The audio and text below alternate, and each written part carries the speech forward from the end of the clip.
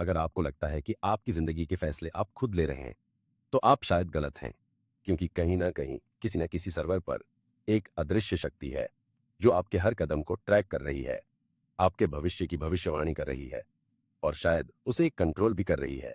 यह सिर्फ गूगल या फ़ेसबुक की बात नहीं है, ये उससे कहीं ज़्यादा खतरनाक और गहरा है। मिलिए पैलेंटेड टेक्नोलॉजीज़ से। यह नाम आपने शायद पहले कभी नहीं सुना होगा, लेकिन इस कंपनी ने दुनिया को बदलने में उतना ही बड़ा रोल निभाया है जितना एप्पल या अमेज़न ने। फ़र्क सिर्फ इतना है कि जहां बाकी कंपनियां आपका डेटा बेचकर अमीर बनती हैं, वहीं पैलेंटियर आपका डेटा इस्तेमाल करके दुनिया की सबसे शक्तिशाली सरकारों, खुफिया एजेंसियों और सेनाओं को ऑपरेटिंग सिस्टम प्रोवाइड करती है। ओसामा बिन लादेन के ठिकाने का पता लगाने से लेकर आपके अगले बैंक ट्रांजैक्शन की भविष्यवाणी करने तक, पैलेंटियर दुनिया की आंख बन चुकी है। एक ऐसी डिजिटल गॉड्स आई जिसकी पहुंच और मंशा दोनों ही रहस्यमय है। यह सिर्फ एक सॉफ्टवेयर कंपनी नहीं है, यह प्राइवेसी के ताबूत पर ठोकी गई आखिरी कील है। तो आखिर क्या है यह पैलेंटियर जिसे सीआईए के पैसों से खड़ा किया गया, और क्यों पीटर थियल का यह रहस्यमयी साम्राज्य आपकी आज़ादी को एक कंट्रोल बटन में बदल रहा है? इस कहानी की शुरुआत होती है 9/11 के बाद के दहशत भरे माहौल से। अमेरिका सदमे में था। जांच में पता चला कि एफबीआई और सीआईए जैसी बड़ी सुरक्षा एजेंसियां आपस में डेटा शेयर नहीं कर सकती थीं। एक एजेंसी के पास आतंकवादी की फोन रिकॉर्ड थी, दूसरी के पास फ्लाइट मैनिफेस्ट, लेकिन उन्हें एक साथ देखने का कोई तरीका नहीं था। डेटा की अराजकता, यानी डेटा अनार्की ही पैलेंटियर के फाउंडर पीटर थियल के लिए सोने की खान बन गई। पीटर थियल, जो पेपाल माफिया के संस्थापक सदस्य थे, ने यह स्पष्ट रूप से देखा कि समस्या डेटा की कमी नहीं थी, बल्कि डेटा को जोड़ने की थी। साल 2003 में थियल ने एलेक्स कार्प, जो लोजडल और 2 अन्य लोगों के साथ मिलकर पैलेंटियर की स्थापना की।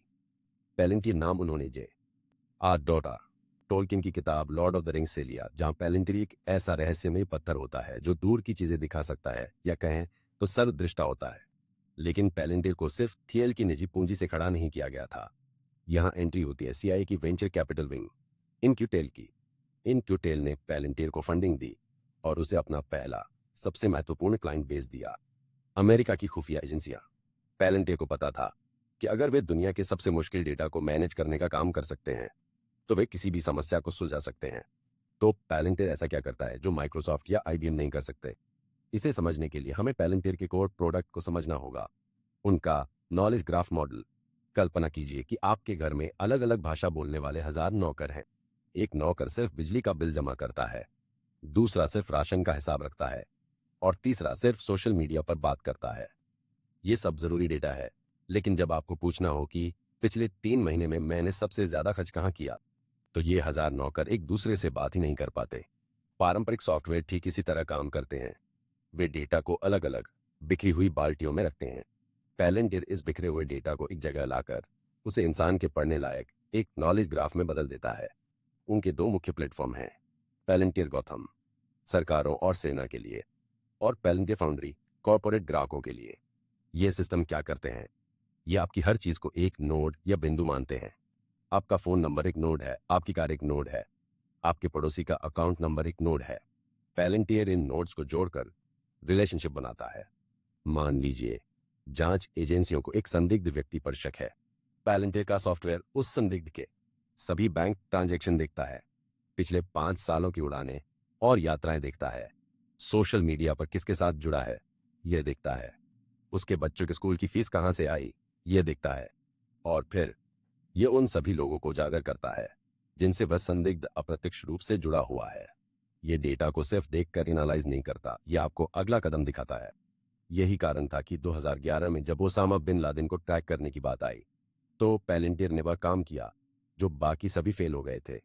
उन्होंने खुफिया जानकारी, जियोलोकेशन और छोटे छोटे डिटेल्स को जोड़कर एक संपूर्ण तस्वीर बनाई, जिसने लादेन के अब्टाबाद कंपाउंड तक पहुंचा दिया। यह सिर्फ इतिहास की बात नहीं है। आज दुनिया की लगभग हर बड़ी सेना पैलेंटियर का इस्तेमाल दुश्मनों की अगली चाल को पहले से ही समझने के लिए कर रही है। यह सिर्फ डेटा विजुअलाइजेशन नहीं है, ये डिजिटल प्रेडिक्शन है। लेकिन जब यही टूल जो आतंकवादियों को पकड़ने के लिए बना था, आम नागरिकों पर इस्तेमाल होना शुरू हो जाए, तो क्या होगा? यहीं पर पैलेंटियर की कहानी एक अंधेरे मोड़ पर मुड़ जाती है। पैलेंटियर हमेशा खुद को नैतिकता का मसीहा बताता है। सीईओ एलेक्स कार्प दुनिया भर के मंचों पर भाषण देते हैं कि उनकी कंपनी एआई को जिम्मेदारी से इस्तेमाल करने के लिए प्रतिबद्ध है। लेकिन पैलेंटियर का इतिहास कुछ और ही कहता है। सबसे बड़ा विवाद तब खड़ा हुआ जब पैलेंटियर ने अमेरिका की इमिग्रेशन एंड कस्टम्स एनफोर्समेंट यानी आईसीई को अपना सॉफ्टवेयर बेचना शुरू किया। आईसीई ने इस गौथम टूल का इस्तेमाल लाखों अप्रवासियों को ट्रैक करने, उनके परिवारों का पता लगाने और बड़े पैमाने पर डिपोर्टेशन करने के लिए किया। ये एक ऐसा टूल था जो 9/11 के बाद देश को सुरक्षित करने के लिए बना था। अब उसी देश के नागरिकों और निवासियों की आज़ादी को छीनने का हथियार बन गया। पैलेंटियर सिर्फ सरकारों को ही डेटा की शक्ति नहीं बेचता, वे दुनिया की सबसे बड़ी कंपनियों को भी ये टूल बेच रहे हैं। उदाहरण के लिए, एयरबस अपनी सप्लाई चेन को मैनेज करने के लिए पैलेंटियर का इस्तेमाल करता है। फरारी अपनी कार डिजाइन को ऑप्टिमाइज करने के लिए पैलेंटियर फाउंड्री का उपयोग करती है। लेकिन सबसे खतरनाक इस्तेमाल है प्रेडिक्टिव पुलिसिंग यानी भविष्यवादी पुलिसिंग।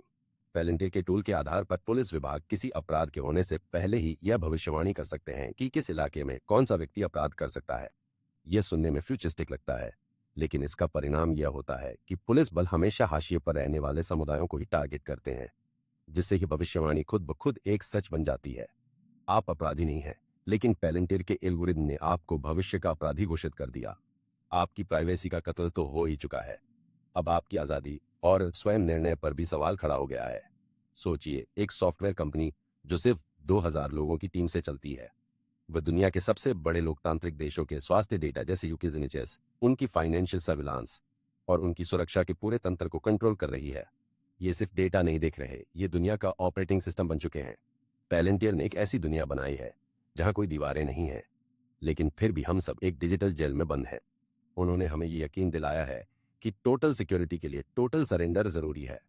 पीटर थियल की यह कंपनी हमें सिखाती है कि 21वीं सदी में सबसे बड़ी शक्ति तेल या हथियार नहीं है, बल्कि ये जानना है कि आपका दुश्मन क्या सोच रहा है। और पैलेंटियर आपको सिर्फ दुश्मन के बारे में ही नहीं बताता, यह आपको यह भी बताता है कि आप, मैं और हम सब अगले पल क्या सोचने वाले हैं। पैलेंटियर की कहानी एक चेतावनी है कि तकनीक अपने आप में अच्छी या बुरी नहीं होती, लेकिन जब इसे असीमित सरकारी या कॉरपोरेट शक्ति के हाथ में दे दिया जाता है, तो यह हर नागरिक की आज़ादी के लिए सबसे बड़ा खतरा बन जाती है। सवाल यह नहीं है कि पैलेंटियर हमारा डेटा चोरी कर रहा है। सवाल यह है कि पैलेंटियर की टेक्नोलॉजी के जरिए क्या हम इंसानों ने अपनी प्राइवेसी को हमेशा के लिए एक ऐसी फीस मान लिया है जिसे चुकाए बिना अब हम इस डिजिटल दुनिया में सांस भी नहीं ले सकते। यह सिर्फ एक डॉक्यूमेंट्री नहीं है, यह आपकी आज़ादी का अलार्म है। अगर आप पैलेंटियर जैसे अदृश्य साम्राज्यों की सच्चाई जानना चाहते हैं, तो इस चैनल को सब्सक्राइब करें और इस बात को दूसरों तक पहुंचाएं, क्योंकि जब तक हम सवाल पूछते रहेंगे, तभी तक हम आज़ाद रहेंगे।